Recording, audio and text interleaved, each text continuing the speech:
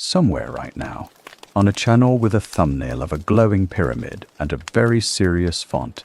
Someone is telling you that human beings could not possibly have built the Great Pyramid of Giza. Too heavy, too precise, too soon after we were supposedly running around in animal skins. So it had to be someone else. Aliens, usually. Sometimes refugees from Atlantis, which is a nice touch, because now you've got two made-up civilizations propping each other up. The stones were beamed into place. The pharaohs were given the blueprints by visitors from beyond the stars. And then, for reasons never fully explained, those visitors packed up and left without saying goodbye, taking the good technology with them and leaving us with, among other things, the wheel, and eventually television. It's a fun theory. I understand the appeal. A 4,500-year-old building that's still standing, still almost perfectly aligned to true north, built without a single piece of modern machinery, does feel like it shouldn't be possible. But here's the problem with the alien theory, and it's not a small problem, it's a fatal one. The workers left their lunch receipts. Not metaphorically, actually. In 1988, an archaeologist named Mark Lehner started digging a few hundred meters south of the Sphinx and found a town. Not a launch pad, not a crash site. A town laid out on a grid, with bakeries with barracks that could sleep 2,000 men at a time. And, this is the part I love, an actual cemetery. A few hundred meters further out, where the builders themselves were buried, in their own small tombs within sight of the monument they'd spent their lives raising. You don't build a bakery for a workforce you intend to work to death and then discard. You build a bakery for people you're planning to feed again tomorrow, and the next day, for years. They even had names for their crews. Not Worker Group 4. Names like Friends of Khufu and Drunkards of Menkaure. Yes, that one's real. And yes, I'd also like to know more about whatever happened at that gang's Friday night. A logbook survived, written by a man named Mira, an actual foreman, describing an actual work schedule. His crew of about 200 men spent their days ferrying white limestone by boat from a quarry called Tira to the building site at Giza, and someone was tracking day by day exactly how much bread and beer got issued to keep them moving. That's not a myth. That's a shipping manifest. It's one of the most boring documents you will ever hear described as thrilling, and it single-handedly ends the argument. So if it wasn't aliens, and it wasn't, then who hauled 2.3 million blocks of stone, some of them weighing more than a city bus, into a shape so precise that modern engineers still stop and stare at it? You did. Not you specifically, obviously. You weren't there. But somebody's ancestor was. And for the next few hours, that somebody is going to be you. You're going to be born on the floodplain of the Nile in the reign of a king named Khufu, and you're going to live through what an ordinary life along that river actually cost. The disease living in the water, the animals that considered you a snack, the labor, the law, and eventually the very specific, very expensive process ancient Egypt built around making sure death wasn't the end of the paperwork. It's a long story. It's also, I promise you, a fair bit weirder and worse than the alien theory. Real history usually is, so get comfortable. Turn the lights down, if you haven't already. You know the drill by now. Pull whatever's within reach over yourself, whether that's a proper blanket, a coat that's seen better days, or a cat who's decided your legs are now load-bearing furniture. You don't need to do anything for the next few hours, except lie here and listen. That's the whole job tonight. If you feel like it, drop a comment with where in the world you're listening from, and what time it is for you right now. I always like picturing the map of everyone drifting off at once, one time zone at a time, while somewhere else the sun's still up, and somebody's just getting started on their coffee. Here's the shape of what's coming. You're going to be born into a body that the Nile itself has already started trying to kill, before you've done a single thing wrong. You're going to grow up fast, because childhood in Old Kingdom Egypt was not something the record keepers thought was worth lingering over. You're going to get pulled into the greatest construction project human beings had ever attempted, and you're going to survive things that, statistically, most people around you did not. And at the end, when it's finally over, you're going to find out just how much work ancient Egypt put into a person after they'd stopped needing any work done on their behalf at all. Let's start at the beginning. Let's start with the river. Part 1. The river decides there is no version of your life that doesn't start with the Nile. Because in Egypt, around 2560 BCE, there is no version of anyone's life that doesn't start with the Nile. It is not one resource among several. It is the only resource. 90-some% of the land on either side of it is desert, so total and so immediate that you could, quite literally, stand with 1 foot in a barley field and 1 foot in sand that has never grown anything and never will. Egyptians had a name for the 2 halves of their own country: Kemet, the black land, the dark silt the river left behind, and Deshret, the red land, for everything else. Everyone you will ever know lives inside a ribbon of black a few miles wide, hugging a river, with an ocean of red on either side that means death if you wander too far into it. You're born into a mud brick house in a village a short walk from where the pyramids will eventually stand. Though right now, this is the detail people forget. The biggest one isn't finished yet. It's happening in your lifetime. You are going to watch it grow. Your mother gives birth crouched, not lying down, supported by 2 or 3 other women who've done this before, on a pair of birthing bricks, actual mud bricks, sometimes decorated, that she plants her feet against while she pushes. There's no doctor in the way you'd picture one. There's a midwife, and there are amulets, and there's Tauret, the household protector goddess, depicted as part hippopotamus, part crocodile, part lion, which tells you something important about what pregnant women in this era were most afraid of, because you generally don't invent a monster goddess to protect against something that isn't dangerous, and they were right to be afraid. This is the first fact I need you to sit with, because it's going to color everything that follows. A huge number of the people born into your generation are not going to make it to see a second one. Best estimates put child mortality in ancient Egypt somewhere around 1/3 to 1/2 of all children dying before adulthood. Some of that in infancy, some in the messier, harder to track years after, from fever, from dehydration, from infections that a modern antibiotic would clear up in a week, and that, here, simply run their course to whatever end they're going to run to. You don't know any of this as an infant, obviously. You're just breathing. But the woman holding you does, and it's why she doesn't officially name you, doesn't fully let herself commit to you as a person with a place in the world, until you've survived the first several days, sometimes longer. It isn't coldness. It's a defense a whole civilization built into itself, generation after generation, against a loss that was simply too common to treat as an emergency every single time it happened. You survive it. Congratulations. You've already beaten the odds once, and you don't even know it yet. Here's what the room around you actually looks like, because it's not what you're picturing. Forget stone temples for a second. Your house is mud brick, low, cool inside even when the sun outside is doing its absolute worst. With a flat roof your family will sleep on during the hottest stretches of summer, because it's the only place in the house that catches any breeze at all. There's a courtyard. There's a fire pit for baking bread, because bread and beer are, quite literally, the caloric backbone of this entire civilization, not a treat, not a side dish, the actual foundation of every single meal, rich or poor. Emmer wheat and barley, grown in soil that the Nile itself refertilizes every single year, whether anyone asks it to or not. And that's where we need to talk about the flood, because the flood is the whole reason any of this, the villages, the food, eventually the pyramids, is possible at all. Every year, without anyone in Egypt doing a single thing to cause it, the Nile rises. Rain falling on mountains a couple of 1,000 miles south, in what's now Ethiopia, works its way downstream over months and arrives at your doorstep as a slow, brown, silt-thick flood that the Egyptians call a kete, the inundation, and that they treat correctly as the single most important event of the year. It isn't a disaster. It's the opposite of a disaster. It's the reason there's a civilization here at all, instead of an unbroken strip of desert.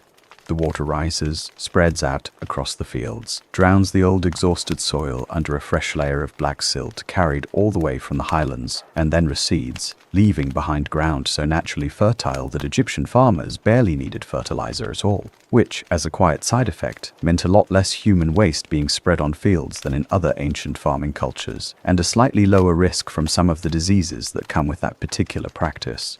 I want you to notice I said some of the diseases.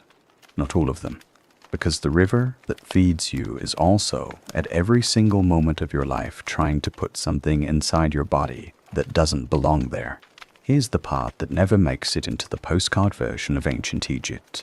Cambridge researchers who've spent years running tests on preserved mummy tissue have found that roughly 2 out of every 3 Egyptian mummies tested carry evidence of schistosomiasis, a disease caused by a parasitic worm that lives part of its life cycle inside freshwater snails, and the other part inside a human bloodstream, after wading through the exact irrigation canals your family's crops depend on. 4 in 10 mummies carry evidence of head lice. Better than 1 in 5 test positive for the deadliest strain of malaria, carried by mosquitoes that breed, of course, in slow water, which, again, is most of the water you have. 1 in 10 carry leishmaniasis, a parasite spread by sandflies that, left untreated, attacks the internal organs. At least 15 different parasite species have turned up in Egyptian and Nubian remains altogether. Worms in the gut, worms in the blood, worms under the skin. One researcher who spent his career on this, a biological anthropologist named Piers Mitchell, has put it about as bluntly as an academic paper gets. He found ancient Egypt and Nubia to be, by his estimate, the most heavily parasite-burdened civilizations anywhere on the planet's ancient record. So here's the actual bug in the river offers you, before you're old enough to understand you're making it. It grows your food. It builds the soil under your feet, fresh every single year for free. And in exchange, it puts something living inside a majority of the people who ever drink from it, farm beside it, or wash in it, which, since it's the only water for 100 miles in either direction, is everyone. Every single person you will ever meet in this story has some version of this bargain running quietly through their bloodstream. You will too, most likely, and probably before you're out of childhood. That's not even counting what's swimming in the water on purpose. Nile crocodiles in this era are not the tourist brochure animals of a modern nature documentary, kept at a polite, filmable distance.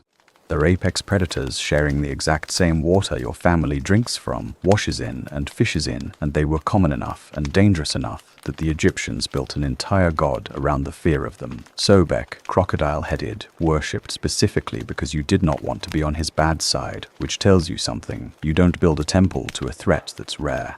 You build it to one you deal with constantly. Hippopotamuses, which sound almost comically harmless to a modern ear that's mostly encountered them in cartoons, are, pound for pound, one of the most aggressive and dangerous animals a person in this era could run into. Territorial, fast in short bursts despite the size, and perfectly willing to capsize a small papyrus reed boat if you drift somewhere they've decided is theirs, which is a problem, because papyrus reed boats are exactly what most fishing, most short-distance travel, and a meaningful amount of your family's food supply depend on. You grow up with all of this as simply the water, not a special danger to be pointed out to you once and then forgotten. The ordinary background truth of the only water your entire world has. You learn to watch the surface the way a kid in a modern city learns to watch for cars. You learn which stretches of the canal offer washing and which offer wading and which nobody goes near after a certain hour for reasons nobody needs to explain twice. And you're one of the lucky ones. You make it past infancy. You make it past the fevers that take 1/3 of the children born the same year you were. Your body picks up its own quiet cargo of parasites along the way almost everyone's does. And mostly, you keep functioning anyway, because that's what an old kingdom Egyptian body has to learn to do. Not always be well, exactly, but keep going regardless.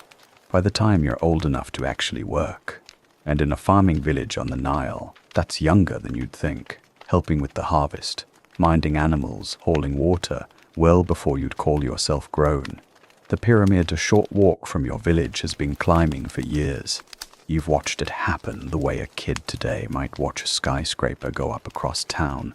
Slowly, then suddenly it's enormous. Then it's just always been there, blocking part of the horizon you used to be able to see past. What you don't know yet, what nobody in your village has told you, because it hasn't happened yet, is that this is about to become your life too. The summons doesn't come as a dramatic knock in the middle of the night. It comes the way most bureaucracy in Old Kingdom Egypt comes, through a scribe with a list, attached to a rotation system that's already been running for years before you were old enough to be on it. This is the file system, households across the region owing a set period of labor to the crown. On a rotating basis, a few months at a stretch, not a life sentence, not a permanent condition but a debt. Every family in your position owes, and this season it's your household's turn to pay it. You're going to Giza. You're going to help build the biggest thing human beings have ever attempted to build on purpose. And you have absolutely no idea, standing in your doorway with everything you own wrapped in a single cloth bundle, whether you're going to come back from it. That's where we'll pick things up. Part 2. Friends of Khushu. The walk to Giza isn't long, not in distance. A few days at most, depending on where exactly your village sits along the river. And you're not walking it alone. You're walking it with every other household in your district who owed the crown the same debt this season.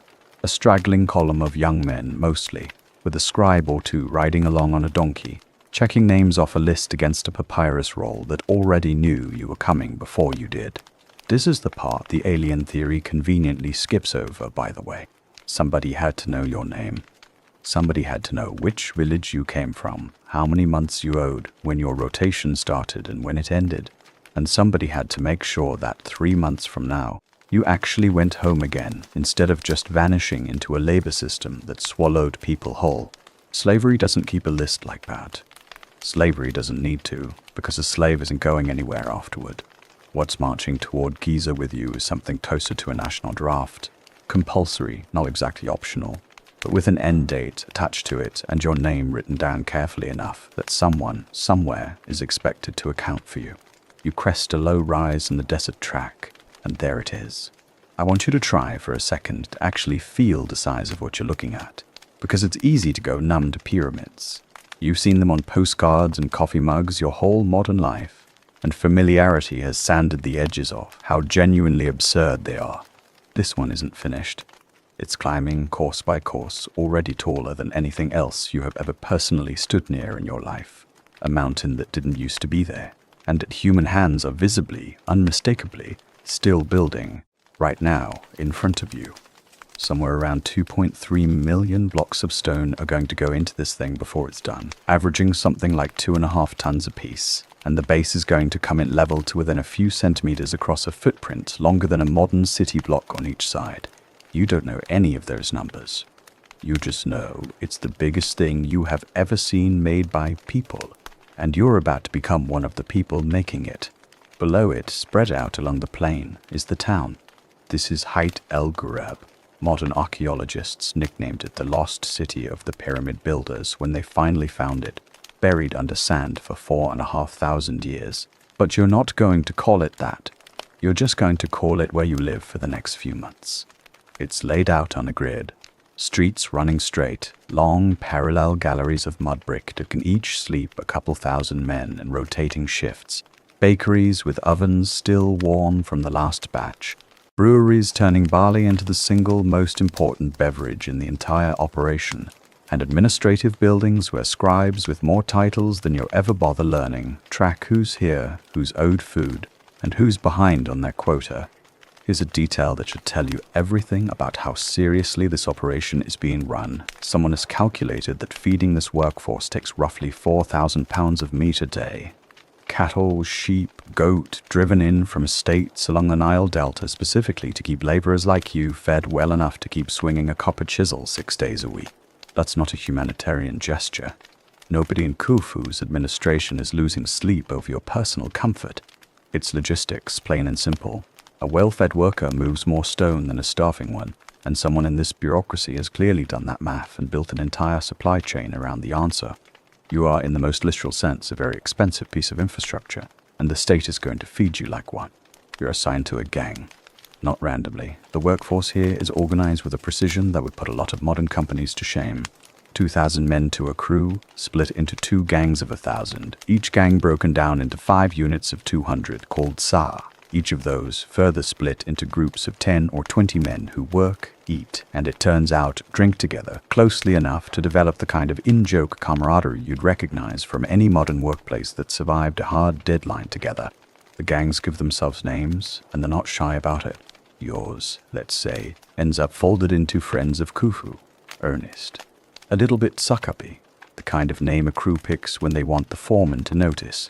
Working the next section over, hauling their own quota of stone up their own stretch of ramp, is a crew that has, for reasons lost to time but not hard to guess at, named themselves drunkards of Menkaure. I'd love to have been in the room when that name got approved. I'd love even more to have been there the following morning. This isn't decoration. Archaeologists know these names because the men who carried them scrawled them in red paint in places nobody but the next shift was ever going to see. Deep inside the pyramid itself, in cramped relieving chambers above where the king's chamber would eventually sit, spaces sealed up within the builder's own lifetimes and not opened again for thousands of years. They weren't writing for us. They were writing for each other. It's the ancient equivalent of carving your name into a beam in an attic nobody will ever renovate. Except the attic in question is one of the 7 wonders of the world, and the joke was never meant to survive 4,500 years, and it did anyway, which honestly feels like it deserves some kind of award. Your first morning starts before the sun does. This becomes the shape of every day that follows, so let's walk through it once, because you're going to be living inside this rhythm for months.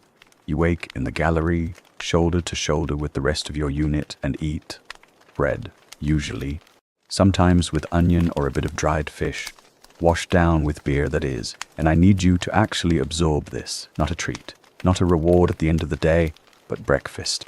Beer in Old Kingdom Egypt is thick, only mildly alcoholic, and absolutely loaded with calories.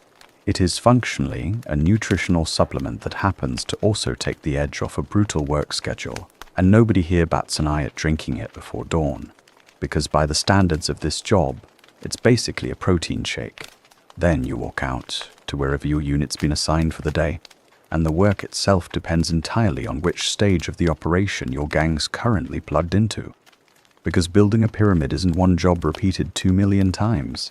It's an entire supply chain, and different crews are doing different lengths of it simultaneously. Some days you're quarrying, working with copper chisels and heavy stone pounders made of dolerite, harder than the limestone you're cutting, hammering grooves into the rock face, then driving wooden wedges into those grooves and soaking them with water until the wood swells and does something copper tools alone never could. It splits the stone clean along the line you chose, using nothing but patience and physics. Some days you're on a sledge crew hauling a cut block.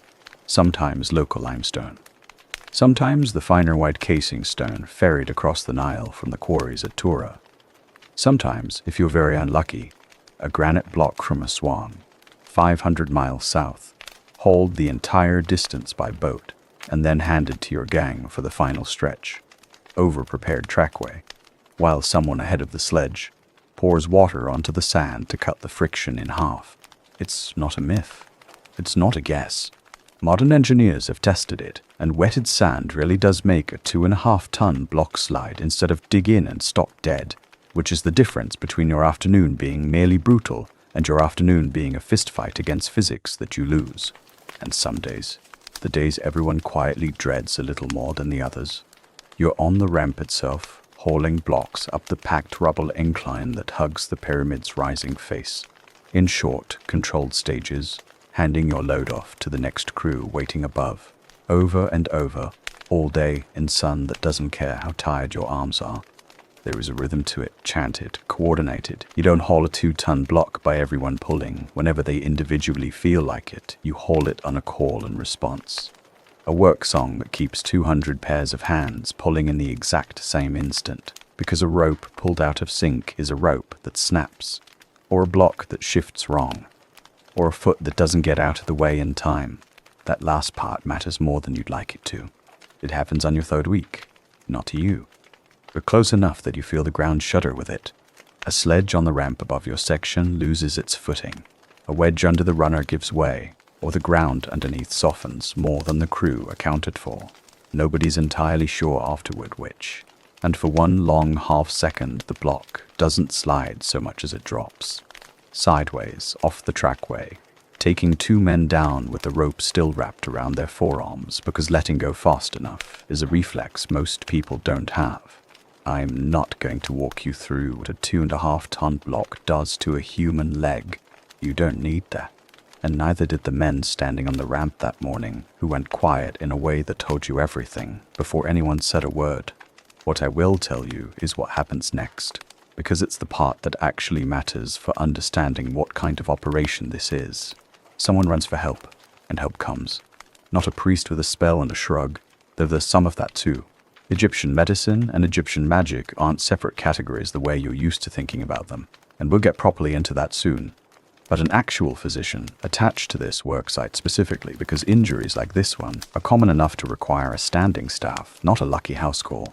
Splints, wound cleaning, a recovery period where the injured man isn't simply discarded and replaced with the next available body, but housed, fed, and given time. We know this because of the bones. When archaeologists finally excavated the workers' cemetery here, decades after Lena found the town itself, they found exactly what you'd expect from thousands of men doing this job for years at a stretch. Compressed vertebrae, worn-out joints, the specific pattern of arthritis you get from levering heavy loads for a living, the same profile one researcher found so close to 19th century British industrial workers that the comparison practically wrote itself. But they also found something the slave labor version of this story has no explanation for at all: healed fractures. Arms and lower legs that had been broken badly and had gone on to knit back together, which only happens if somebody set the bone, splintered it, and then let the person live long enough, fed well enough, resting enough for the break to mend. You don't get healed fractures on a body that got thrown into a ditch the moment it stopped being useful. You get healed fractures on a body somebody bothered to fix. That doesn't mean this job is safe. It very much is not, and by the numbers, it's shortening your life while you're living it. Men doing this work die, on average, something like 10 years earlier than the officials overseeing them, and women in this same broader population lose roughly 5. This isn't a gentle job with good PR. It's a genuinely dangerous one, done by a workforce the state has decided is worth the expense of trying to keep alive and functional for as long as possible. Because a dead laborer is a wasted investment in an injured one, patched up and back on a rope in 6 weeks is not. That's the strange, uncomfortable truth sitting underneath all of this. You're not a slave. You are also not exactly free. You are something the Old Kingdom state built careful, expensive infrastructure around. The same way it built infrastructure around feeding you and housing you, and when the job goes wrong, patching you back together, because the pyramid needs you, specifically you, alive and working, more than it needs to make an example of what happens if you're not. The man with the broken leg lives. I'll tell you that now, because the version of this story that ends every injury in a death is a worse story, and also not a truer one. Most of the men hurt on this site did survive, patched, splintered, and eventually walking again, if not quite the same. But he doesn't work again this season, and his unit finishes their quota short a pair of hands, which means everyone left standing pulls a little harder to make up the difference, which is its own quiet, grinding cost that never shows up in any casualty count. You go back to the ramp the next morning. There isn't really another option. Months in, something happens that has nothing to do with stone at all, and it teaches you more about how this whole system actually works than any amount of hauling could. Rations run late. Not gone. Late. A shipment that was supposed to arrive from the storehouses hasn't, some administrative snag somewhere upriver, and for a few days the bread and beer coming out of the bakeries is thinner than it should be, and 200 exhausted men with sore shoulders and a very clear sense of what they're owed start doing something you might not expect from a workforce you've been told your whole life was either slaves or willing patriots working purely for the glory of the pharaoh. They stop.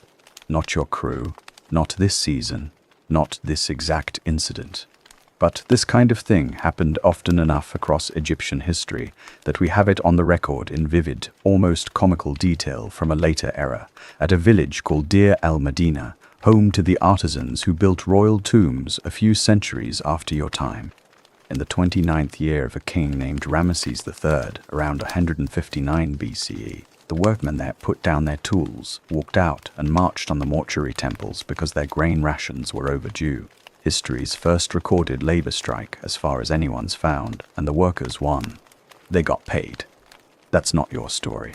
Not exactly, not yet, and not this same site. Deir el-Medina is centuries after your lifetime. A different kind of workforce doing a different kind of job under a different dynasty entirely. But the instinct behind it, the sense that even a conscripted laborer under a god king is still owed his food on schedule and is allowed to be furious when it doesn't show up. That instinct is alive on your ramp too, right now, in the grumbling, in the slower pace, in the way 200 men can make their displeasure known without anyone technically refusing an order. The rations catch up within the week. Work resumes at full pace. Nobody gets punished for the slowdown, because punishing an entire gang for being annoyed about late food is a good way to have a much bigger problem than a late shipment. File that away. It's going to matter later, when we get to what happens to people who cross the line from grumbling to actually breaking the law. Your rotation ends the way it began. Not dramatically, just a name checked off a scribe's list. Permission to go home, a walk back toward the village with the rest of your unit, all of you a little leaner, a little more scarred, carrying stories you'll tell for the rest of your life about the season you helped build a mountain. You'll be back.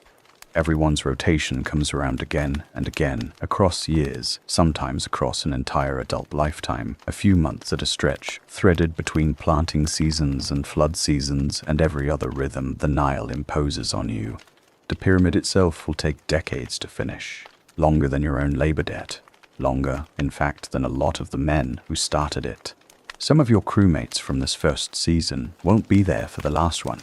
Some of them, we already know, are buried in the cemetery just west of the site, close enough to the monument that their families could have walked out and pointed at it, at the section they helped raise, if anyone had thought to ask them to.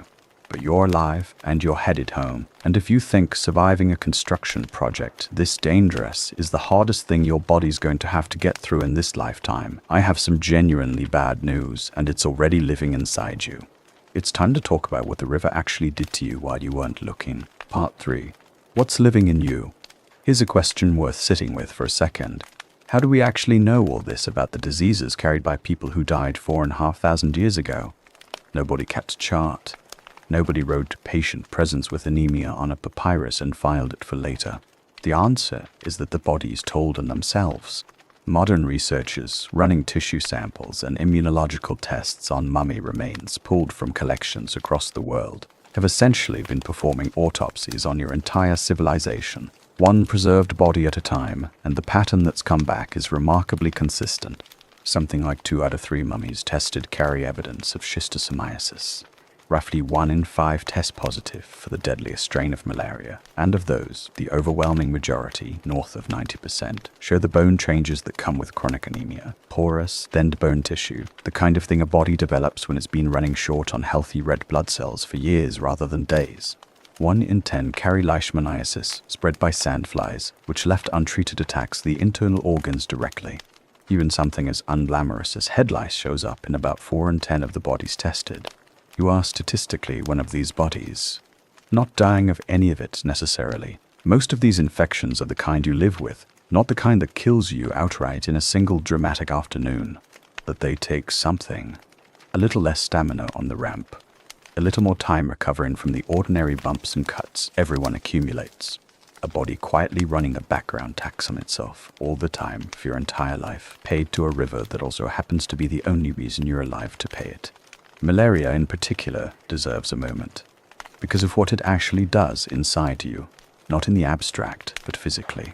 The parasite responsible, carried by mosquitoes breeding in exactly the slow, standing irrigation water your family's fields depend on, invades red blood cells and multiplies inside them until the cells rupture, all at once in synchronized waves.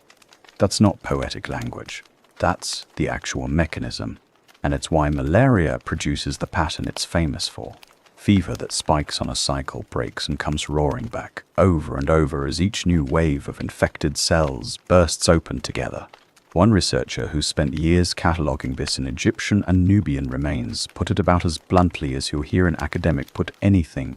This disease burden on top of everything else must have had a real, measurable impact on how much physical work an ordinary laborer's body could actually do. Day after day, year after year, you built a pyramid with this running quietly through your bloodstream. Try to feel appropriately smug about that the next time someone tells you ancient people were somehow tougher, purer, less compromised than we are. They were compromised in ways a modern hospital would flag on day 1, and they built the Great Pyramid anyway. Scorpions and snakes are a more immediate kind of problem, because they don't announce themselves with a fever over the course of days. They announce themselves in a single instant, usually while you're reaching for something. firewood, a water jar left near a wall overnight, a gap in a mud brick storeroom where something has decided to nest. Egypt in this era hosts several species of scorpion capable of a genuinely dangerous sting, and enough venomous snakes, cobras and vipers chief among them, that the fear of them worked its way directly into Egyptian religion, the same way the crocodile did. There's a stela from a later period, the Metonic stela, covered edge to edge with spells specifically for treating scorpion stings and snake bites, invoking the goddess Isis, who according to the myths had her own son Horus stung as a child and knew, personally, exactly what that panic felt like. That detail is worth pausing on. Even the gods, in the stories Egyptians told themselves, weren't exempt from this particular emergency. It was common enough, frightening enough, to write directly into the mythology of the most powerful magical figure in the entire pantheon. And this matters because it cuts directly against the version of ancient Egyptian medicine you've probably absorbed from documentaries full of chanting and amulets. The actual treatment wasn't purely mystical. A later medical text, the Brooklyn Papyrus, reads less like a prayer book and more like a field manual. It describes specific species of snake in enough anatomical and behavioral detail that modern herpetologists can often identify exactly which snake a given passage is talking about, and pairs each one with a prognosis and a treatment plan. Some of it is magical incantation. A lot of it isn't. It's the accumulated hard-won observational knowledge of people who had clearly watched a great many snakebite victims over a great many years and had started noticing patterns, which bites you could survive, which ones you probably couldn't, and what to actually do with your hands in the meantime rather than simply pray and wait.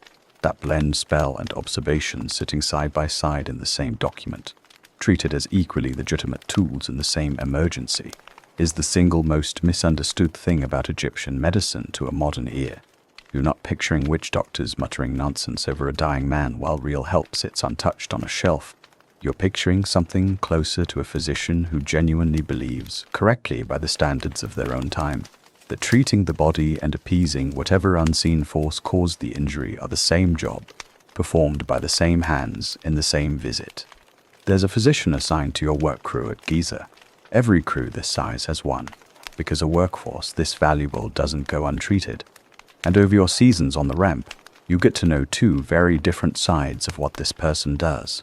One side is the side you saw already, with the man whose leg went under the sledge, splints wound cleaning, immobilization, a recovery period, the practical mechanics of a body that's been physically broken and needs to be physically fixed.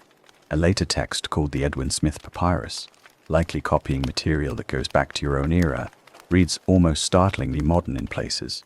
48 numbered cases, each one walking through the same rigid pattern: examination, diagnosis, treatment, prognosis. For a head wound with an exposed, pulsing brain visible beneath the skull, and yes, that specific case is in there, the text is honest enough to record the verdict plainly: an ailment not to be treated. Not every case in this document ends in false hope. Some of them are the ancient equivalent of a doctor telling a family, gently and directly, that there's nothing left to do. That kind of honesty, written down and taught to the next generation of physicians rather than softened or hidden, is not what most people expect to find in a 4,000-year-old medical text. And it's exactly what's there. The other side of your physician's job looks nothing like that. When your daughter, years later, back in your village between work rotations, develops a fever that won't break, what you get is a different kind of medicine entirely.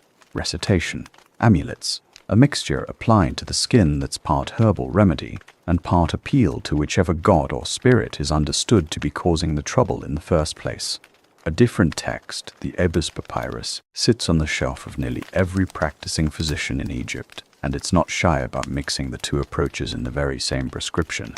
Take this plant, prepared this specific way, and also say these words over it, because in the Egyptian understanding of the body, illness genuinely can have both a physical cause and an unseen one, and treating only half the problem is not treating the problem.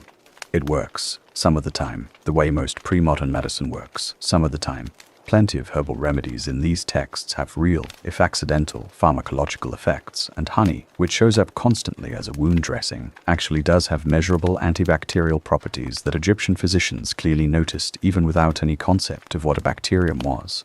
And it fails, plenty of the time too, in ways nobody involved had any real way of preventing, because germ theory is a few thousand years away, and a fever from an internal infection looks, from the outside, very similar whether it's caused by something a poultice can reach, or something no poultice on earth could ever touch.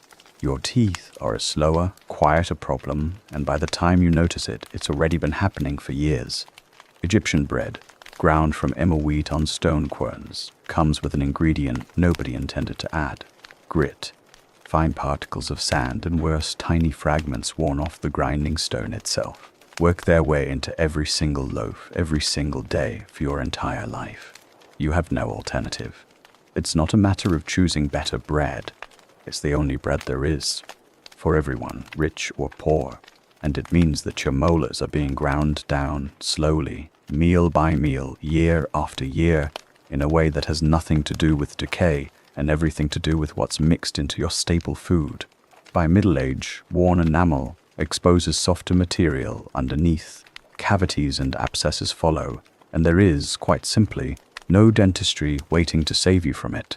A bad enough abscess in your jaw isn't just a bad enough toothache. Left alone, an infection there can spread and spread badly, and there's a real chance that the thing that eventually kills you, decades from now, traces back to something as unglamorous as what was ground into your morning loaf. I want to sit on that for a second because it's exactly the kind of detail the alien theory has no room for and no interest in. Nobody beams down a solution to grit in bread flour. Nobody's magic technology fixes the fact that the food keeping an entire civilization alive is also, very slowly, wearing away the mouths of everyone who eats it. That's not a story about gods or visitors from beyond the stars. That's just what it costs to be a person, in a body, eating bread for 40 or 50 years in a row. Your wife's turn comes while you're between rotations, home for a stretch after the flood season, and it's the single most dangerous thing either of you will go through together. Childbirth in Old Kingdom Egypt happens the way it happened for your own mother, crouched, supported by other women who've done this before, braced against a pair of birthing bricks with a midwife directing things and very little in the way of intervention available if something goes wrong beyond prayer, positioning, and experience. There's a reason the household protector goddess Taweret is depicted as this strange composite creature, heavy hippopotamus body, crocodile down her back, lion's paws, standing upright the way a person stands. And it isn't decorative. It's a monster assembled specifically to stand between a laboring woman and everything that could go wrong, because everyone in the room understands, without needing to say it out loud, how often something does. Your wife survives it. Your daughter survives it. I'm telling you that now, plainly, because I'm not interested in making you sit through a loss for the sake of a dramatic beat when the truth, for this particular family, in this particular moment, is that it goes as well as it possibly could have. But you've been present for it, close enough to hear everything, and you understand in a way you didn't fully understand before, exactly where your mother went through bringing you into the world, and exactly why she didn't let herself fully believe in you as a person with a future until you'd survived long enough to make that belief safe. That's the machinery you're living inside. Not cruelty, not carelessness, just an accurate, hard-earned understanding of how much could go wrong at every single stage of a human life in a world with genuinely excellent surgeons for a broken leg and absolutely nothing at all for most of the invisible things trying to kill you from the inside. You've made it this far. Childhood, disease, the ramp, a scorpion you managed to spot before it found you, your own teeth slowly betraying you, your wife's labor. Ancient Egypt has thrown almost everything it has at you personally, and you're still standing. What's left is what happens when you break a different kind of rule. Not a rule about survival, a rule about order and property, and the one thing the entire civilization fears more than the Nile running dry. We need to talk about what happens to the people who steal from the dead. Part 4. The weight of Mart. Let's jump forward now. A real jump, not a small one. You're not the center of this next part. You've lived out your life at Giza, in your village, on your rotations. And what comes next belongs to Egypt more broadly, centuries after your own lifetime, in the era of the New Kingdom, when Egypt is ruled by pharaohs with names like Ramesses, and the royal dead are buried not under towering pyramids anymore, but in hidden, carved tombs cut into a valley on the west bank of the Nile at Thebes. A valley chosen is easier to guard a hole in a cliff than a monument you can see from the horizon. I'm telling you this plainly, the same way I told you plainly when we jumped from your childhood to Giza, because blurring these centuries together does a disservice to both of them. Your pyramid is old news by now, genuinely ancient history, even to the people living through what I'm about to describe, the same way a medieval cathedral is ancient history to you. But the underlying idea connecting your era to this one hasn't gone anywhere at all. And it's worth understanding because it's the single most important concept running underneath every single law, every single punishment, and every single fear an ordinary Egyptian carries around with them for their entire life, in any century. That concept is called Ma'at. It doesn't translate cleanly into a single English word, and every attempt to force it into one loses something. It's balance. It's truth. It's cosmic order, the thing standing between the world working properly and the world sliding into chaos. And this is the part that matters here. It's a job every single person in Egypt is expected to actively maintain, all the time, in ways both enormous and mundane. The pharaoh maintains Mate by ruling justly. A farmer maintains it by not cheating his neighbor at the grain measure. And a tomb. A sealed, provisioned, spell-protected tomb packed with everything a dead person needs to make their journey into the afterlife and live there comfortably forever, is Ma'at given a physical, guarded shape. Breaking into one isn't simply theft, the way breaking into a neighbor's house is theft.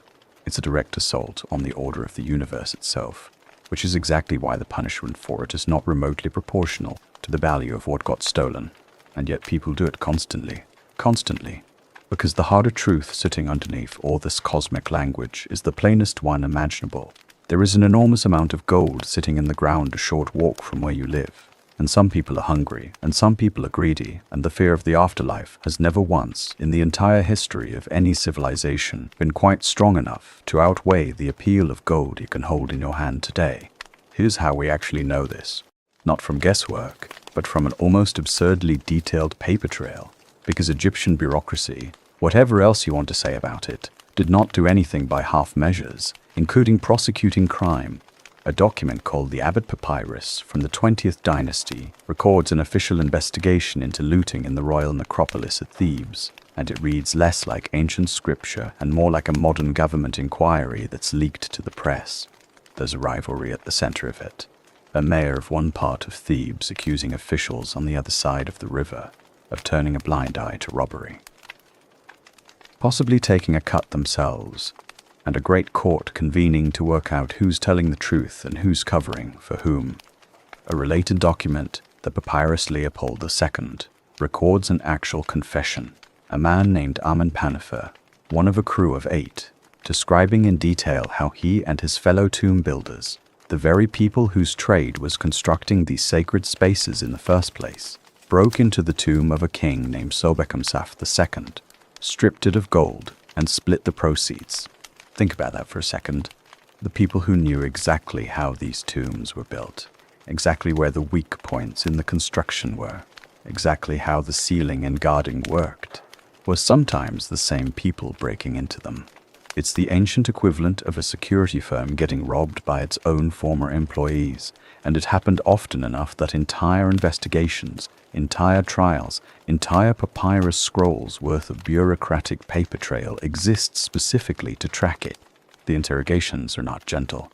Confessions in these documents are extracted, repeatedly through torture, beatings on the soles of the feet, the twisting of limbs, methods a court document from this era describes with a bluntness that leaves very little to the imagination. Once guilt is established, the accused are marched, physically, out to the necropolis itself, made to point at the specific tomb, identify it by name, confirm on the spot that this is the one, because an Egyptian court in this era isn't interested in a vague confession. It wants the crime scene walked and verified, the way a modern detective might, except with rather fewer legal protections for the person doing the walking. And then, if the verdict goes the way it usually goes, comes the punishment. And this is where I need to be honest with you about what's coming, then move past it quickly, the way this kind of history deserves to be handled, narrated plainly, at the weight it actually carried, without lingering on the mechanics longer than the story needs. The most common capital punishment for tomb robbery in this era is impalement. Corporal punishment, short of death, runs through beatings, recorded, in some texts, at counts as high as 100 or 200 strikes, along with mutilation, the amputation of a hand, the removal of a nose or ears, marks that follow a person for whatever remained of their life as a permanent, public record of what they'd done. Some texts even suggest that for crimes considered severe enough, execution came by burning rather than any other method, specifically because burning destroyed the body completely, and destroying the body was its own separate punishment, on top of death itself, in a culture built entirely around the idea that your physical remains needed to survive intact for you to exist in the afterlife at all. Burning a criminal wasn't just killing them, it was trying to make sure they didn't get an afterlife to go to. That's the actual stakes, not a fine, not a season in a cell. The literal cosmic erasure of your soul's trance at eternity, laid on top of one of the most brutal execution methods available to the ancient world. And it still didn't stop people from doing it, because the tombs kept getting robbed anyway, for the entire 3,000-year span of Egyptian history, right up through the ones we still find intact today, which are intact precisely because they're the rare exceptions that got missed. Tomb builders themselves, ironically, are frequently the prime suspects, and not without reason. Who else would know exactly where the burial chamber sits behind which false wall? Who else could recognize a structural weak point they deliberately left months earlier, specifically for this purpose? A community like Deir el-Medina, the very village where the craftsmen who cut and painted these royal tombs actually lived with their families, generation after generation, sits at an uncomfortable intersection. The same skilled hands trusted with building eternity for a king are, some of the time, the same hands prying it back open a few years later. This is also the same village, incidentally, where you'll find one of the more human, less cosmic moments in this entire story. In the 29th year of the pharaoh Ramses III, long after your own lifetime, in this same widened-out stretch of history, the artisans of Deir el-Medina simply stopped working. Grain rations, the wages that kept their families fed, hadn't shown up on schedule, and rather than wait quietly and hope the state noticed, they walked off the job and marched on the mortuary temples to make their displeasure impossible to ignore. It's recognized today as history's first recorded labor strike, and this is the detail I want you to actually sit with. It worked. The rations came. Nobody was impaled for organizing it. The same civilization capable of impaling a man for stealing gold from a dead king was also capable of simply paying its living workers what it owed them, once enough of them stood in the doorway together and refused to leave. Order and fear cutting both ways. That's Martin practice, not in theory. Brutal toward the people it decides have broken the world, and, at least sometimes, responsive to the people who simply, loudly, correctly point out that they haven't been paid. So here's where that leaves an ordinary person, back in your own more distant era at Giza, or in this later one at Deir el-Medina, living an entire life inside a system that offers real, tangible support. Medicine, food, a wage, a burial with dignity, a village that looks out for its own, right alongside a punishment machine that will impale you, burn you, and erase your chance at forever, the instant it decides you've crossed the specific line it cares most about protecting. You learn to live inside both halves at once. You take the beer ration and the healed fracture and the strike that actually worked.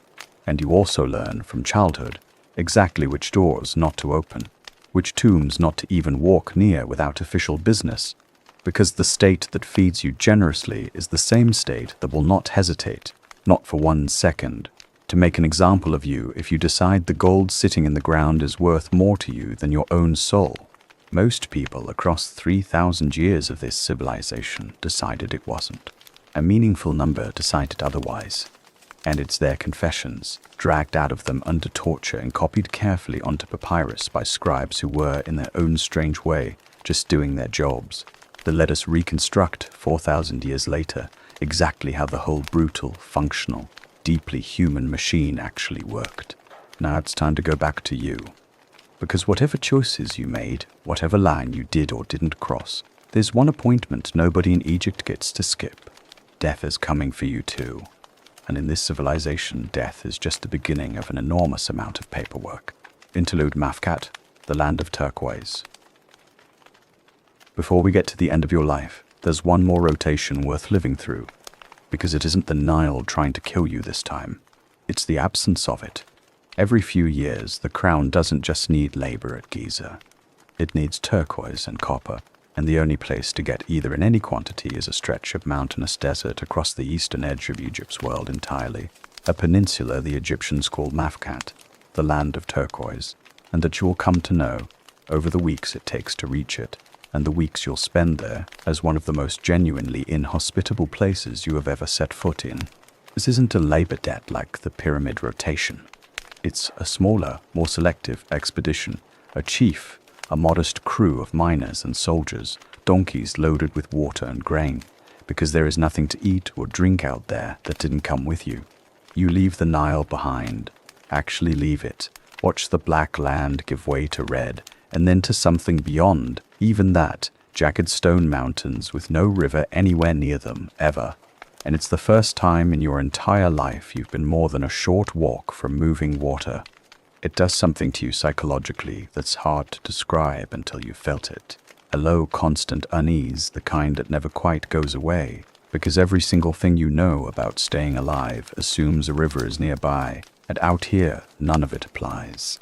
The mines themselves are cut into the rock at a place your chief calls Wadi Magara, the Valley of the Caves, where expeditions have been coming for generations already by your own lifetime, going back further than anyone in your crew can actually name a first king for. The rock faces near the entrances are carved with the images of pharaohs going back centuries, each one shown in the same pose, smiting a kneeling foreign figure with a raised mace over and over, expedition after expedition, king after king. The same threat repeated in stone so many times, it stopped feeling like a weather report. This land doesn't belong to Egypt the way the Nile Valley does. It belongs to local desert peoples who were here before any Egyptian expedition ever arrived, and the carvings are less a boast than an actual, ongoing negotiation, backed by soldiers, over who gets to take what out of this ground. The work itself is different from the ramp, but no gentler. You're not hauling finished stone anymore. You're chasing a vein of blue-green mineral through solid rock, in cramped galleries cut just wide enough for a man to work in, using fire in some cases to heat the stone and then dashing cold water against it to crack it. The same wedge and fracture logic you already learned at Giza applied here in miniature, in tunnels instead of open quarry faces. It's hot in a way Giza never was.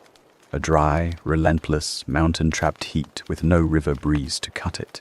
And every single drop of water your crew drinks had to be carried in on a donkey's back or found with real anxiety at one of the handful of known wells along the route, because running out of water out here isn't a bad afternoon. It's the difference between walking home and not walking home at all. There's a temple pathway up the plateau dedicated to Hathor under a specific title she only carries out here, Lady of Turquoise, and your chief makes an offering at it before the real digging starts, and you understand, watching him do it, that this isn't empty ritual. Everyone in this crew knows exactly how far they are from the river, from the doctor who set that man's leg at Giza, from anyone who could help if something goes wrong out here in any serious way. A god who specifically watches over this exact stretch of hostile foreign ground is not a luxury. She's the only safety net anyone in this crew actually has. You come home. Your chief leaves an inscription at the site before you go, the way expedition leaders always do. A boast mostly that the mission succeeded, that the turquoise was found despite a season when rumor said the vein might be running out, that he accomplished the work well without complaint, phrased with exactly the kind of confident, slightly defensive pride you'd expect from a man reporting back to a king who does not accept excuses. It's carved into the rock face, one more layer on top of centuries of other expeditions' boasts, and it will still be there, readable, 4,000 years later, long after every person who made this trip with you has been dust for longer than Egypt itself will exist as an independent country. You never do this again, as it happens. One trip to Mafkat is enough for the ground to need from you personally, and you spend the rest of your working rotations back where the river is, grateful. in a way you didn't expect to feel about mud brick barracks and parasite-laden canal water, for the simple, constant presence of moving water nearby. You'd never quite put it this way out loud, but some part of you comes back from the Sinai understanding something the rest of your life had never actually forced you to notice. Everything about you, your food, your health, your work, your gods, your fear, all of it only makes sense in the specific few miles on either side of that one river. Take the river away, even for a season, even voluntarily, on the crown's orders with donkeys full of water rationed carefully behind you, and you find out fast exactly how little of what you are travels with you. Part 5. The business of forever, you die older than most. That's worth saying plainly, because it's easy, after everything we've walked through, to assume nobody in ancient Egypt made it past 40. Plenty didn't. But the men who spent their whole working lives on rotation at Giza, when researchers finally studied their remains centuries later, turned out to have died, on average, something like 10 years earlier than the officials who oversaw them. Women in that same broader population, roughly 5 years earlier than their own equivalent comparison. Earlier, yes. Shortened, yes. By the parasites, the labor, the grit in the bread, all of it stacking quietly against you for decades, but not universally cut short. Some of you got old. You're one of them. By the time it happens, peacefully, we'll say, in your own bed, on your own roof, in the cool of an evening, surrounded by children and grandchildren who exist entirely because you and your wife both survived the things this story has already walked through. The machinery that takes over your body is unlike almost anything else in the ancient world, and it starts almost immediately. Here's what happens to you, physically, in the days after you stop breathing, and I'm going to walk through it directly, because sanitizing it would do you a disservice. This is what an entire civilization believed you were owed, and it's worth understanding exactly what that belief cost in labor, in skill, and in nerve on the part of the people performing it. You're brought to a workshop near the embalmer's district, and the process that follows takes 70 days from start to finish, a number that isn't arbitrary. It roughly tracks the disappearance and reappearance of a particular star, Sirius, from the night sky, tying your own personal death and rebirth to a cosmic cycle the Egyptians had been watching and timing for centuries. 70 days, not a rushed weekend. An entire season treated with the seriousness of a construction project. Because in a sense, that's exactly what it is. You are being rebuilt, piece by piece, into something designed to last forever. It starts with your brain. And this is the part people tend to find the strangest. Because the Egyptians, for all their genuine anatomical sophistication elsewhere, simply never worked out what the brain was actually for. To them, it's packing material, inert, unimportant, not the seat of who you were. So an embalmer works a long, thin, hooked tool up through your left nostril, breaking gently through the thin bone at the back of the nasal cavity, and draws the brain matter out in small pieces, a little at a time, rinsing the empty cavity clean afterward. Whatever made you, your thoughts, your memory, the part of you that decided the alien theory was funny but wrong, none of that is understood to live there. It's assumed to live in your heart, which is treated with the exact opposite level of care, left in place, deliberately, carefully protected throughout the entire process, because your heart is where the judgment happens. More on that in a moment. Next comes a single, precise incision along the left side of your abdomen, and through it, one by one, your liver, your lungs, your stomach, your intestines, the organs that decay fastest, and the ones responsible, ironically, for a fair amount of the trouble that's plagued you your whole life, are removed, washed, treated separately, and packed into 4 canopic jars, each one placed under the protection of a different minor god, each with the head of an animal, watching over one specific you for eternity. Then, for 35 days or so, you are packed, inside and out, in natron, a naturally occurring salt, mined from a specific dry lake bed and sacred enough to have a whole region named for it, which does to your body, deliberately and with full understanding of the chemistry involved, exactly what salt does to preserve meat. It pulls the water out of you, aggressively, completely, until there's simply nothing left for decay to work with. It's the same principle a modern person uses curing a ham, applied with total reverence by priest embalmers who understood, without any concept of bacteria or germ theory, that removing moisture from a body was the single most important thing standing between you and rot. What's left, once the natron has done its work, doesn't look like you anymore. Not exactly smaller, darker, drawn tight against the bone in a way that's genuinely unsettling to look at directly. But it's stable. It's not going anywhere. And so the final stage begins. Oils and resins worked into what remains of your skin. And then linen, more than 100 yards of it, strip by strip, wound around every finger individually before the larger wrappings begin, with protective amulets tucked between the layers as the embalmers go. Small spells woven directly into your body's new, permanent shape. 70 days start to finish. An entire trained profession. Priests who are also functionally surgeons, anatomists, and chemists, working in a field that required real, transmitted, hard-won technical skill, refined and passed down across literal centuries, updated and improved generation after generation, right up through the very end of ancient Egyptian civilization itself. None of this is what most people picture when they picture a mummy. Most people picture the finished product, the wrapped shape in the museum case, the golden mask, the sarcophagus. What they don't picture is the 70 days of skilled, deliberate, extraordinarily physical labor it took to get there. Performed by people who never once needed to invoke anything from beyond the stars to explain how they did it. Because we know exactly how they did it. We have the tools. We have the workshops. Modern researchers have even replicated the entire process, start to finish, on donated remains, using reconstructed ancient instruments just to confirm the ancient methods actually worked the way the text said they did. They did. Your family pays for as much of this as they can afford. Because, and this is another detail worth sitting with, mummification was never one uniform process available equally to everyone. What I've just walked you through is closer to the premium version. Cheaper alternatives existed at every tier below it, right down to the simple, effective, considerably less labor-intensive option that Egyptians had actually relied on for the earliest part of their history, long before any of this elaborate ritual developed, burying a body directly in hot, dry desert sand, which does a startlingly good job of naturally desiccating remains all on its own. No priests, no natty knives required. Wealth in death, exactly as in life, buys you a more elaborate version of the same basic outcome.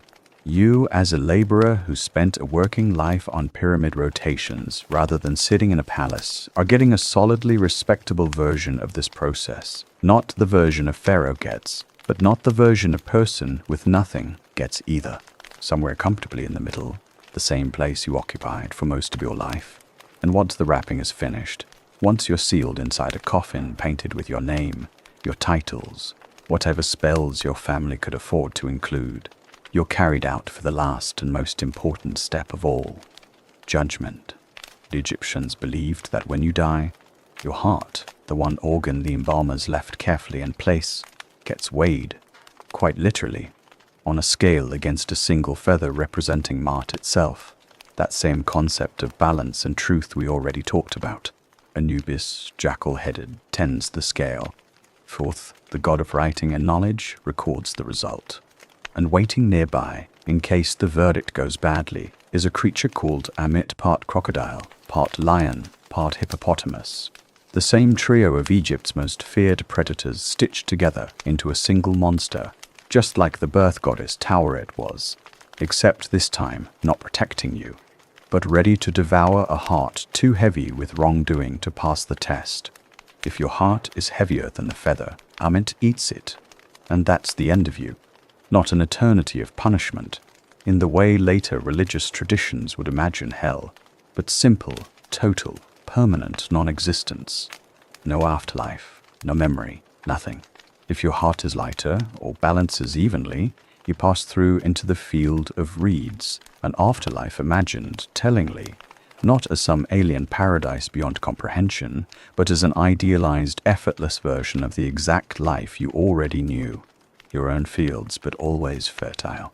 Your own river, but never dangerous. Work, but never exhausting. It's the most human afterlife I can think of, in any culture, anywhere. Not a reward that transcends your actual life, but that same life, finally, with all the parts that hurt you quietly removed. You pass. I'm telling you that. The same way I told you your wife survived childbirth. Because I don't think this story needs to end on Omit's teeth to land the point it's actually making. Your heart weighed against a feather is found light enough. You go on. Now, before we close this out, I promised you at the very start of tonight that we'd come back around to the aliens, and this is where we do it. Because there's one more myth about ancient Egypt that deserves the same treatment we gave the pyramids at the beginning, and it involves a tomb that gets opened a very, very long time after yours.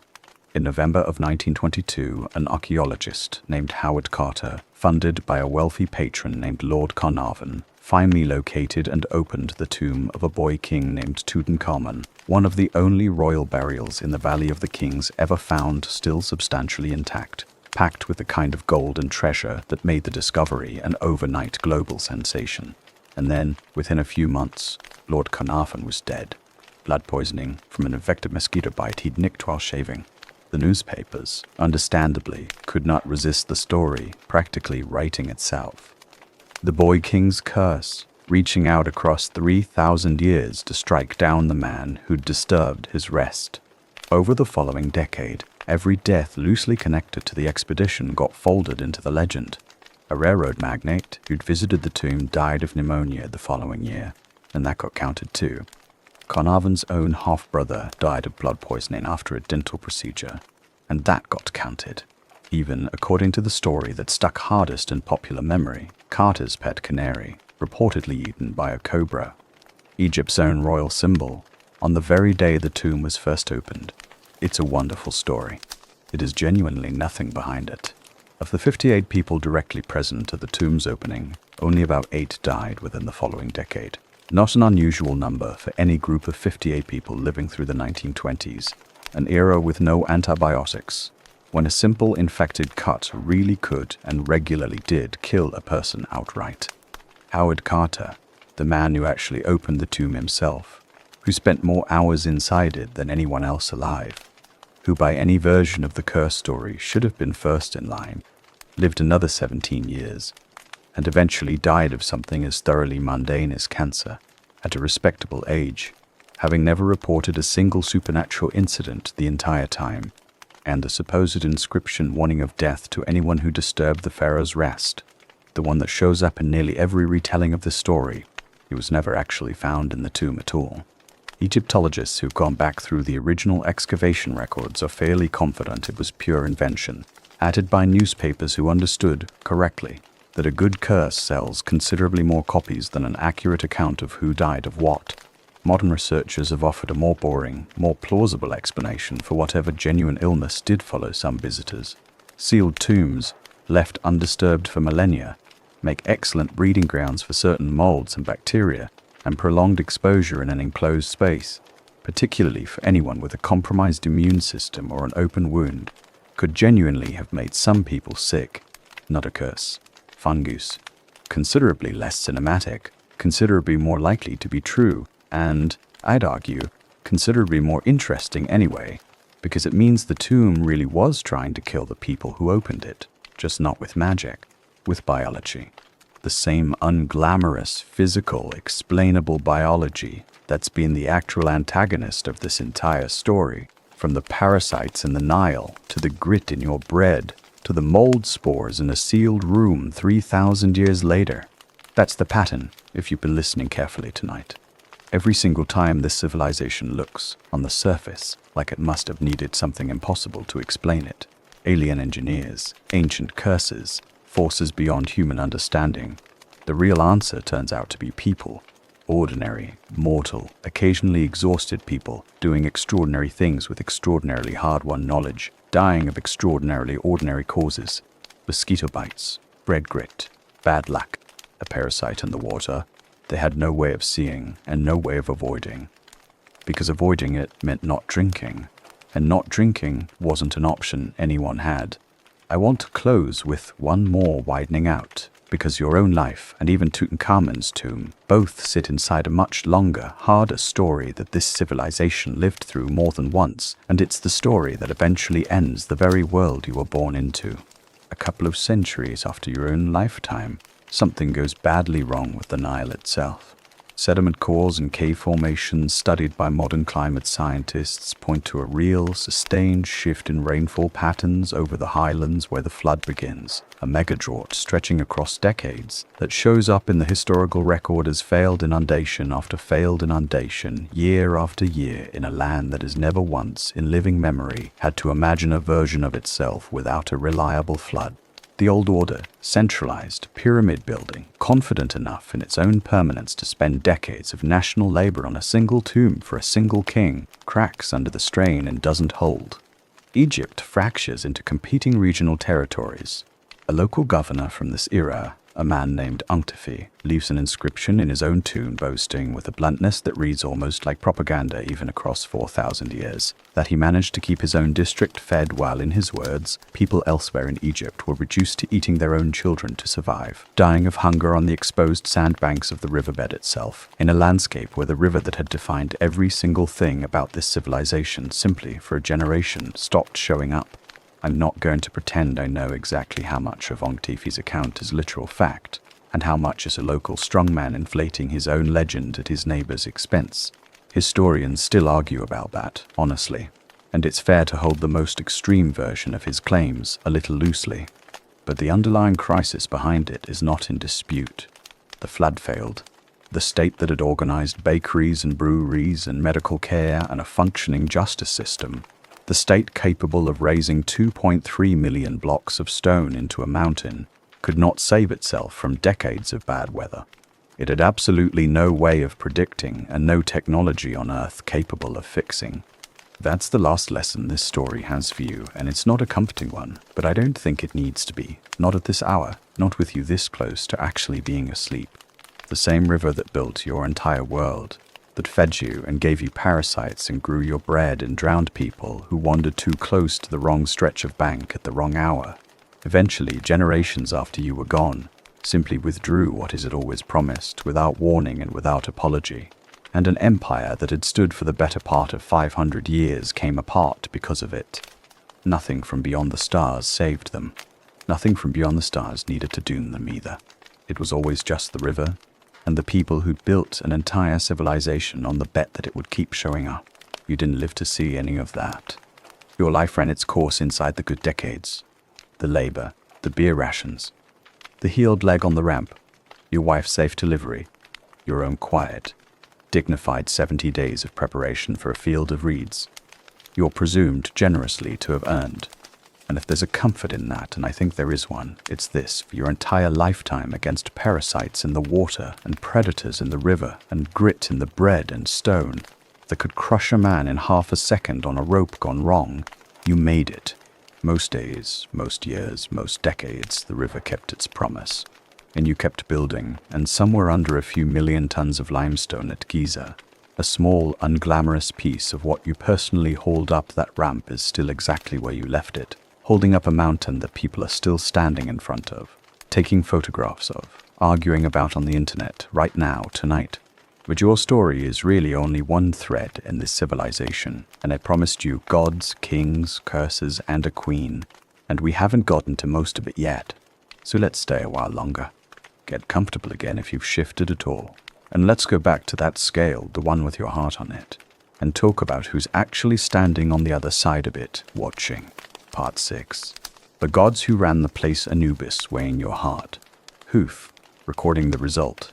Amit, waiting to eat you. If it goes wrong, I gave you that scene already, plainly, as a fact about what Egyptians believed happened after death.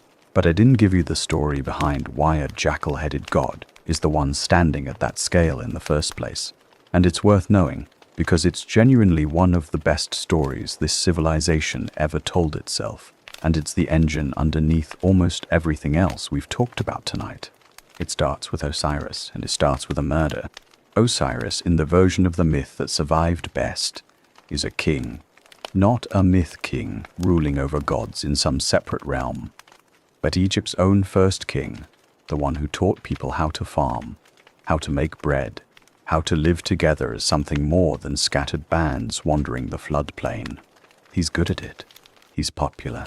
And his brother Set cannot stand him.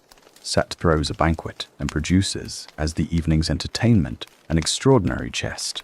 finely made, perfectly decorated, and announces, laughing, that he'll give it to whichever guest fits inside it exactly.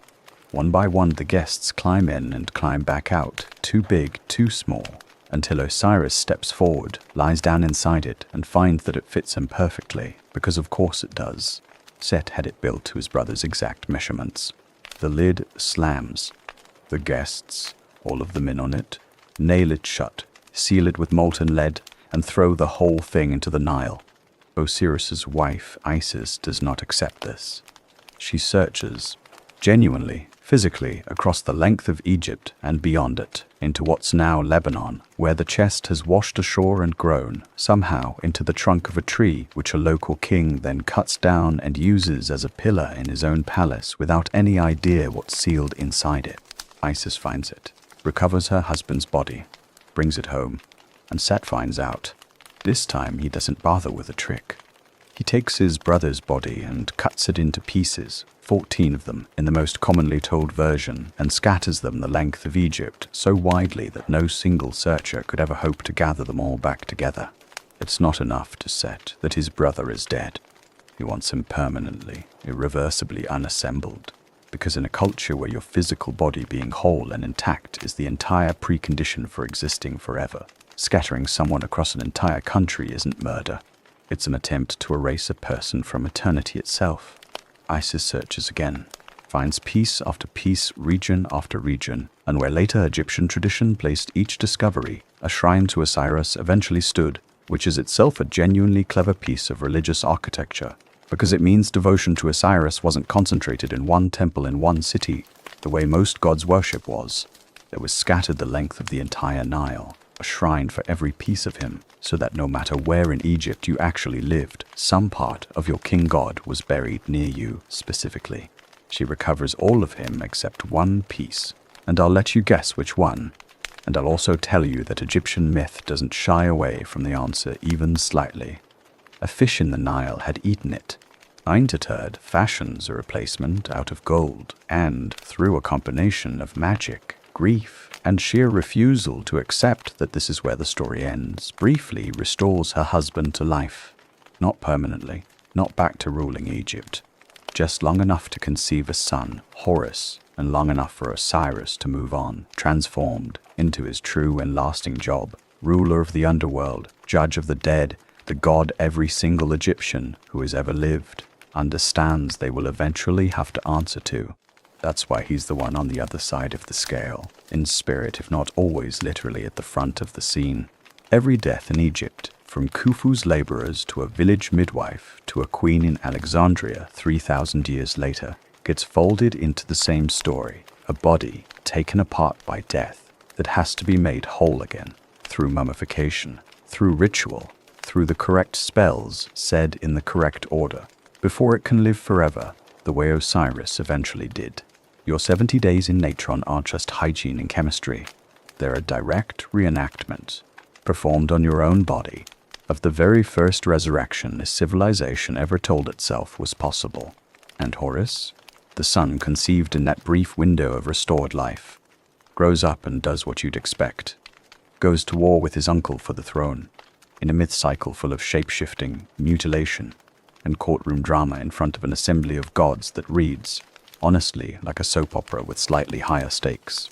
He wins, eventually, loses an eye in the process, which becomes its own powerful protective symbol, the Eye of Horus, painted on coffins, worn as an amulet, tattooed in modern times by people who have absolutely no idea they're wearing the scar tissue of a 4,000-year-old succession dispute. Horus becomes the god every living pharaoh is understood to embody while he's on the throne, which means every single king of Egypt, across 3,000 years, is simultaneously a living god and a future Osiris, a ruler and a corpse in waiting, expected to spend a meaningful fraction of the wealth of his entire nation preparing for the day he switches from one role to the other. That's the myth running underneath every single pyramid, every tomb, every mummy, every scale weighing a heart against a feather. Not aliens explaining a mystery from outside human experience.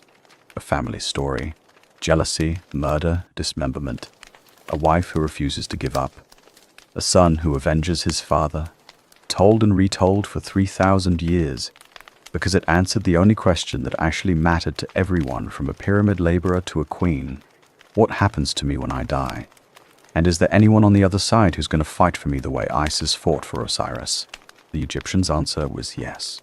That's not a small thing to build a civilization's entire relationship with death around, and it's a considerably better story, if you ask me, than beings from another planet did it and then left. Part 7. Kings who didn't survive being king. Here's something the God King framing tends to obscure. Being pharaoh was not, on the whole, a safe job. You'd think it would be. Absolute power, a country's entire wealth at your disposal, an army, priests insisting you're a living god, a scale in the afterlife rigged, if anyone's is, in your favor. And for plenty of pharaohs, across plenty of centuries, it genuinely was as good as it sounds. Long reigns, natural deaths, elaborate funerals, the whole system working exactly as designed. But for a meaningful number of others, the throne turned out to be one of the most dangerous seats in the ancient world. And the danger came from exactly the place you'd least expect to have to guard against it, the house you actually lived in. Let's go a few centuries past Giza, into the New Kingdom, to a pharaoh named Ramses III, by most accounts a genuinely capable ruler, a man who'd fought off a large-scale invasion by a coalition the Egyptians called the Sea Peoples, holding the eastern edge of his own civilization together at a moment when several neighboring ones were collapsing entirely. He should have been remembered cleanly as the last great king of a great dynasty. Instead, sometime in his final years, a plot formed inside his own harem, organized by one of his secondary wives, a woman named Tyre, on behalf of her son, a prince named Pentawera, who was not first in line for the throne and very much wanted to change that fact. We know almost embarrassingly precise detail about what happened next, because the plotters were eventually caught, and Egypt, being Egypt, put the entire affair on trial and wrote it all down, a document now called the Judicial Papyrus of Turin, more than 5 meters of scroll listing names, testimony, and sentences, including officials who used wax figures and stolen spellbooks from the palace library in an attempt to magically paralyze the palace guard, which tells you something wonderful and slightly deranged about how Ceres and Spink. For a long time, historians genuinely didn't know whether the plot had actually succeeded. The trial documents record the accused being tried and executed, some apparently by being handed the means to take their own lives rather than being formally put to death, a distinction Egyptian law cared about a great deal, since how you died could affect what happened to you afterward. But nothing in the surviving text said outright whether the king himself had lived or died in the attempt. Ramesses III's own mummy, examined by earlier generations of archaeologists, showed no obvious wound. The case sat unsolved for the better part of a century. Then, in 2012, a team ran the mummy through a CT scanner, and the smoking gun had been there the entire time, hidden under an unusually thick collar of linen wrapping that the embalmers had used, very deliberately, to disguise it. A wound in his throat, 7 centimeters wide, cut deep enough to reach his spine, severing his windpipe and the major vessels in his neck in a single stroke. A protective amulet, shaped like the Eye of Horus, had been tucked directly into the wound during mummification, a piece of healing magic applied to a body that no longer had any use for healing, because the man wearing it had already been dead for months. A later, follow-up scan found a second injury entirely. His big toe, severed by a different weapon than the one used on his throat, suggesting more than one attacker came at him at once, from more than one direction, which is about as far from a quiet poisoning as a palace assassination gets. The conspiracy failed in its actual goal. Pentawera never took the throne. A different son, Ramesses IV, succeeded his father as planned, and promptly put his own half-brother on trial alongside the rest of the plotters. But it succeeded completely at the one thing it was actually trying to do in the moment. It killed the king. There's a second mummy from the same royal cache, found bound at the hands and feet, wrapped in a ritually unclean goatskin instead of proper linen, buried without any of his name or titles recorded anywhere on him, every single detail arranged, deliberately, to make sure this person could never reach the afterlife at all. Modern researchers examining him found his throat compressed and his chest cavity distended in a way consistent with a slow, agonizing death rather than a swift one, leading many Egyptologists to a theory now widely, if not universally, accepted. This is Pentawere, executed by strangulation or forced suicide, and then denied as his final and most complete punishment, the one thing every single Egyptian we've talked about tonight has spent their whole life and a fortune working toward. Not death. Erasure. Even the living god at the very top of this entire system, the man the whole machinery of Mart existed to protect, was not safe from the single most dangerous force in ancient Egypt. The people closest to him in a palace with more to gain from his death than most laborers on a pyramid ramp ever had to lose. Part 8. The second conspiracy theory I promised you at the very beginning that we deal with the aliens, and we did. But there's a second theory, almost as popular, built around a different monument entirely, and it deserves the same fair, direct treatment, because unlike the aliens, this one didn't come from a tabloid television special with no scientific backing at all. This one came from an actual geologist, presenting actual data to an actual room full of professional geologists. And it's still argued about today. Stand in front of the Great Sphinx. The enormous lion-bodied, human-headed statue carved from the bedrock of the Giza Plateau itself, conventionally understood to have been carved during the reign of a king named Khafre, a few generations after your own lifetime at Giza, as part of the same building program that raised his own pyramid nearby. Look closely at the walls of the enclosure it sits in. The deep trench the ancient builders cut around it so the statue could be carved from the living rock. You'll see deep, rounded, vertical grooves running down those walls. And in 1991, a geologist named Robert Schoch stood in front of those exact grooves, alongside a researcher named John Anthony West, who'd been arguing for years that the Sphinx was older than mainstream Egyptology believed, and concluded that what he was looking at wasn't wind erosion at all. It was water. Specifically, the pattern you get from centuries, maybe millennia of heavy, sustained rainfall, a climate Giza hasn't had in anything like the time frame conventional dating allows for a 4th Dynasty monument. Schoch took his findings to the Geological Society of America's annual meeting that same year, and the room, by most accounts, was startled. If Schoch is right, the implication is enormous. The core body of the Sphinx would have to date back to somewhere around 7,000 to 5,000 BCE, or possibly even further, to the last period. Egypt had a climate wet enough to erode limestone this way. Thousands of years before any civilization we have solid evidence of in this region was capable of monumental stone construction at all, which raises the obvious, uncomfortable question, and it's a question West in particular was very willing to answer directly. If dynastic Egyptians didn't carve it, who did? West's own theory leaned hard into a lost, advanced civilization. Atlantis, more or less by name in his earlier writing, later reframed more cautiously, that supposedly seeded the knowledge later. Egyptians simply inherited and eventually forgot the origin of. I want to be straight with you about where this actually stands today, because it's a genuinely contested claim, and pretending otherwise wouldn't be honest. The overwhelming majority of professional Egyptologists and geologists reject the water erosion hypothesis, and they have real, substantive reasons for doing so, not just institutional stubbornness. Mark Lehner, the same archaeologist whose excavation of the pyramid builder's town put the alien theory to rest earlier tonight, has spent decades mapping the Giza Plateau in extraordinary detail, and points out that there is simply no archaeological evidence anywhere on the plateau, or anywhere nearby, of a civilization from 7,000 BCE capable of this kind of construction. No settlements, no quarries, no burial sites, nothing but hunter-gatherer remains from that period. Everywhere reflect worked. Other geologists have offered a competing, less exotic explanation for the same grooves. Salt weathering, where dissolved mineral salts inside the limestone itself crystallize and expand as groundwater evaporates, physically flaking the rock face apart in patterns that can look, at a glance, remarkably like water erosion without a single drop of rain ever needing to fall. Schoch and his supporters have pushed back on that explanation in turn, and the argument, genuinely, continues in academic papers to this day. I'm not going to pretend to settle a dispute between professional geologists for you in the middle of a bedtime story. What I will tell you is what almost every mainstream expert in this specific field agrees on. even the ones who find shocks erosion data worth taking seriously as a geological observation.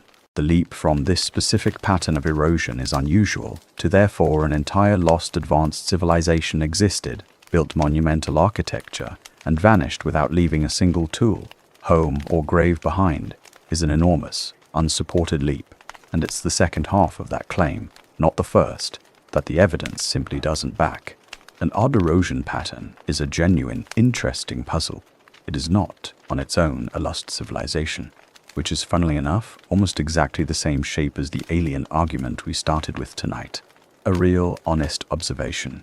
The pyramid's precision, the Sphinx's grooves, dressed up as proof of something enormously larger than the observation can actually support, when the far more boring, far better documented explanation is sitting right there in the historical and archaeological record, verified, repeatable, and considerably more impressive, if you actually give it the time of day, than a story about people who supposedly weren't clever enough to have done it themselves.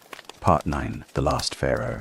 Everything we've talked about tonight, the pyramids, the gods, the tomb robbers, the harem conspiracies, spans roughly 3,000 years, which is a genuinely difficult number to hold in your head. Here's a way to feel it, rather than just hear it. The completion of the Great Pyramid in your own lifetime sits closer in time to the invention of writing than it does to the woman we're about to talk about. Cleopatra lived closer to the moon landing than she did to the construction of the Great Pyramid. Say that to yourself again if it didn't land the first time. It didn't land for me the first time either, and I've told this story more than once. Cleopatra the Seventh. Because there were 6 Cleopatras before her, all part of the same dynasty, which is its own kind of warning sign, ruled Egypt to the very end of its run as an independent kingdom, roughly 300 years after Alexander the Great's speaking dynasty, the Ptolemies, on the Egyptian throne in the first place. And if you think growing up as a laborer's child at Giza sounds precarious, growing up as a Ptolemaic royal was, in its own way, considerably worse, because the danger wasn't disease or a falling stone block. It was your own family. The Ptolemies had a habit, inherited, adapted, and taken to genuinely alarming extremes, of marrying siblings to each other in imitation of the old pharaonic tradition of royal brother-sister marriage, partly to keep the bloodline and the throne consolidated, and partly because it made succession disputes even messier than they'd otherwise have been, since now your spouse and your rival for the throne were frequently the exact same person. Cleopatra herself was formally married, at different points, to 2 of her own younger brothers, both of whom, in the ordinary course of Ptolemaic politics, ended up dead. One drowned in the Nile after a civil war she was directly involved in, the other very probably poisoned on her orders a few years later, after he'd become inconvenient.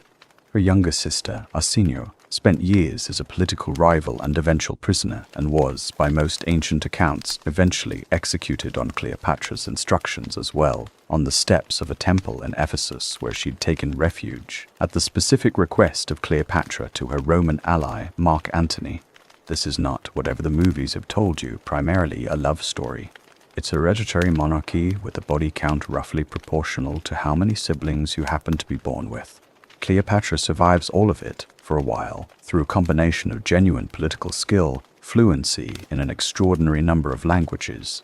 She's recorded as the first Ptolemaic ruler in 3 centuries who bothered to actually learn Egyptian, on top of her native Greek and reportedly several others, and successive alliances with 2 of the most powerful men in Rome, first Julius Caesar and then Mark Antony, each relationship producing children. For a time, real political security. It doesn't hold. Antony and Caesar's adopted heir, Octavian, go to war for control of Rome itself, with Cleopatra and Egypt's fate riding on Antony's side of that fight, and at the naval battle of Actium in 31 BCE, they lose decisively, and the independent kingdom of Egypt, 3,000 years old, has effectively run out of road. Here's where we finally get to the second most famous death scene in ancient Egyptian history, right behind Tutankhamun's curse. And here's where I have to do to Cleopatra exactly what I did to the pyramid builders in the tomb. Tell you the popular version first, and then tell you why historians increasingly don't buy it. The story you know, cornered in her mausoleum, refusing to be paraded through Rome in Octavian's triumph as a captured trophy. Cleopatra has an asp, an Egyptian cobra, sacred, associated with both royalty and her favored goddess Isis. smuggled into her, hidden in a basket of figs, and lets it bite her, dying quickly and, in the popular telling, almost gently, taking her two attendants with her in the same room. It's a beautiful scene. It has been painted, filmed, and performed for 2,000 years, and there's a real problem with nearly every part of it. A cobra large enough to deliver a fatal bite runs anywhere from 5 to 8 feet long. Not exactly a discreet item to smuggle past a Roman guard detail in a basket of fruit. Cobra venom, when it is fatal, does not work quickly or gently. It causes vomiting, respiratory failure, and a slow, genuinely painful death that can take the better part of an hour, not the swift, composed exit the ancient sources describe. And no snake, according to the earliest and most detailed surviving account from the Greek biographer Plutarch, was ever actually found in the room afterward, a detail Plutarch himself flags, along with admitting plainly that he isn't certain how she died at all. Even the Roman writer Strabo, writing closer to the actual events, offers the snakebite as only one of two possibilities, the other being a poisoned ointment applied directly to the skin. Modern historians, medical and otherwise, have increasingly leaned toward that second option, not a dramatic snake at all, but a deliberately prepared poison, likely a mixture rather than any single substance, precisely because Cleopatra is independently recorded as having a genuine scholarly interest in toxicology, reportedly testing the effects of various poisons on condemned prisoners, well before her own death became a question she needed a practical answer to. A blend of something like hemlock, wolfsbane, and opium has been proposed by researchers working with modern toxicologists. A combination that could plausibly produce exactly the outcome the ancient sources actually describe. A controlled, relatively peaceful death, shared at nearly the same moment by more than one person in the room, with no wound, no snake, and no evidence left behind for Octavian's investigators to find. We will, in all honesty, probably never know for certain which version is true, and I think that's a fair note to end her story on rather than a false one. A queen who very likely engineered the ambiguity herself, on purpose, as her very last political act, denying the man who just conquered her kingdom the tidy, humiliating spectacle he wanted. Octavian became Rome's first emperor. Egypt became a Roman province, its temples still standing for a while longer, its priests still, for a time, performing rites for gods whose worshippers were quietly dwindling, until the whole system, hieroglyphs, mummification, Osiris and Isis, and the scale with the feather on it, finally, slowly, over the following centuries, stopped being anyone's living religion at all, and became instead exactly what it is for you. Tonight, history, half forgotten, waiting to be misunderstood by people with Fleisel. Part 10. The Boy in the Golden Mask. There's one more royal mystery worth solving properly before we close this out, because it belongs to the single most famous face in all of Egyptian history, and almost everything most people think they know about him is either wrong or, worse, only half the story. Tutankhamun became king at somewhere around 9 years old, and died at somewhere around 19, which alone should tell you this was never going to be a simple story. For decades after Howard Carter's discovery, the leading theory for how a teenage pharaoh died was murder, a blow to the back of the head, visible on early X-rays, fueling exactly the kind of palace intrigue theory that turned out to be genuinely true for Ramses III a few centuries later. It made for a great story. Boy King, Golden Tomb, sinister court officials clearing the path to the throne. Modern genetic testing tells a considerably sadder, considerably more human story, and I think it deserves to be heard properly rather than flattened into either murdered or cursed. A DNA study conducted on Tutankhamun's mummy and 15 other royal remains, the first genetic study of its kind ever permitted on Egypt's royal mummies, confirmed something researchers had suspected but not proven. His parents were brother and sister. Egyptian royalty, remember, had been marrying within the family for generations by this point. For exactly the same reasons, the much later Ptolemies were keeping the bloodline and the throne entirely contained. Tutankhamun was the product of one of those unions, and the genetic cost of it shows up across his entire skeleton. A cleft palate. A clubfoot inherited, it turns out, from his own grandfather. A rare condition called color disease, in which the bone in the foot loses its blood supply and slowly dies from the inside. which would have made every single step he took genuinely painful. Canes, more than 100 of them, were found buried in his tomb among his grave goods, not as ceremonial objects, but because by every indication he actually needed them every day just to walk. And then, layered on top of all of that, the genetic testing found something else entirely. DNA from the parasite that causes the most dangerous strain of malaria, the same disease we already told you was quietly running through a majority of Egyptian mummies tested across the centuries, present in more than one strain, meaning Tutankhamun had been infected and reinfected multiple separate times over his short life. His own grandparents, a powerful pharaoh named Amenhotep III, and his queen Ti, both show genetic evidence of the same disease. It runs, quite literally, in the family, the same way it ran through the bloodstream of every laborer who ever built a pyramid. The leading theory today, and it's a considerably more medically coherent one than struck from behind by an assassin, is this: at some point, likely from a fall, Tutankhamun broke his left thigh badly, a fracture confirmed on CT scans well before the DNA testing ever happened. In a healthy body, that's a serious injury, but a survivable one, the same kind Egyptian physicians had been successfully splinting and treating for centuries by this point. In a body already weakened by inherited bone disease, a lifelong mobility impairment, and a fresh, active malaria infection, actively breaking down red blood cells and taxing an immune system that had nothing left to spare. That same fracture may simply have been more than his body could recover from. Not murder, not a curse. A frail, disabled teenager, born of a family that had been marrying its own siblings for the throne's sake for generations, brought down by the combination of a bad fall and the same mosquito-borne disease that had already killed his grandparents.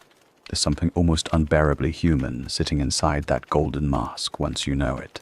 The most famous face in ancient Egypt, gold, serene, eternally young, belonged to a boy who needed a cane to cross a room, who almost certainly lived with chronic pain his entire short life, and who, in the end, died the same unglamorous way. An enormous number of the ordinary people in this story died, a body already struggling, unable to absorb one more thing going wrong. The gold mask isn't a lie, exactly. It's just the version of him Egypt wanted to send into eternity, instead of the version that actually lived and struggled and limped through 19 difficult years on the way there. Both of those are true at once, and I think the second one, honestly, is the more remarkable of the two. A kid who never got to be the strong, chariot-riding warrior king his statues show him as, and who still, in whatever quiet, private way a 19-year-old with a cane manages it, held together a kingdom people are still standing in line to see the inside of, 4,000 years later, right now, tonight. The last word, we've covered a lot of ground tonight, more than 3,000 years of it, from a laborer hauling limestone up a ramp under a king who hadn't finished his pyramid yet, all the way to a queen testing poisons in a palace in Alexandria, watching Rome close in. Along the way, we buried a murdered king and put his brother back together out of golden grief. We watched a workforce build the largest thing human hands had ever attempted, fed on bread and beer and real, documented care, not whips and chains. We found out what was quietly living in almost everyone's bloodstream the entire time, and what was quietly grinding down almost everyone's teeth. We watched a system that could impale a man for touching the wrong tomb, also simply pay its workers when they walked out and asked to be paid. We caught two different conspiracy theories reaching for aliens and lost civilizations to explain things that turned out every single time to have been done by ordinary mortal, extraordinarily capable people, and one actual documented palace conspiracy that really did happen, with a blade instead of a curse behind it. If there's a single thread running under everything we talked about tonight, I think it's this. The real version of ancient Egypt was never short on wonder. It never needed anything from beyond the stars to be worth 4 hours of your night. Real people, working with copper chisels and wet sand and an almost unreasonable amount of organizational patience, built something that's still standing when almost nothing else from their era is. Real people figured out how to stop a wound from festering with nothing but honey and linen and a hook through the nose. Real people worked down their own murder trials in enough detail that we can reconstruct them 32 centuries later, argue their case again, and reach a verdict. That's not a lesser story than the alien one. It's a considerably better one. and it has the added, genuine advantage of being true.